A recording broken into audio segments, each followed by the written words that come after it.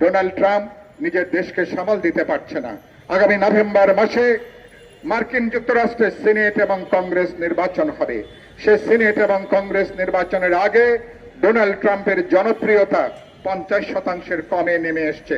এখন যুদ্ধ বাঁধিয়ে এটা উন্মাদনা তৈরি করে মার্কিন জনগণকে উদ্বুদ্ধ করে সে আগামী নভেম্বরের নির্বাচনে জিততে চায়। একটা দূরবর্তী লক্ষ্য সম্ভবত এটা। আর ইসরায়েলের নেতানিয়াহু তার গদি অনেকদিন ধরে টলটলায়মান। একটা যুদ্ধ পরিস্থিতি থাকলে নেতানিয়াহু যুদ্ধচক্র সে তার ক্ষমতাকেও সে টিকিয়ে রাখতে চায়। আপনারা খেয়াল করবেন, পাকিস্তানকে উস্কানি দিয়ে এভাবে সাম্রাজ্যবাদীরা যেভাবে আফগানিস্তানে নতুন ভাবে তারা সেখানে যুদ্ধ শুরু করেছে। এটা অবিশ্বাস্য ঘটনা। পাকিস্তান এখন আফগানিস্তানের বিরুদ্ধে যুদ্ধ করছে।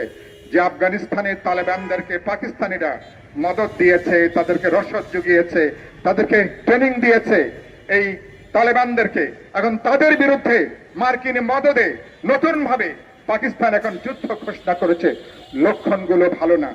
গোটা অঞ্চলের লক্ষ্যটা হচ্ছে গোটা অঞ্চলে ইসরায়েল এবং মার্কিন এ অঞ্চলে তারা নতুন আধিপত্যবাদী সাম্রাজ্যবাদী শক্তি হিসাবে এ অঞ্চলে নেতৃত্ব দায়ী কর্তৃত্ব তারা পালন করবে।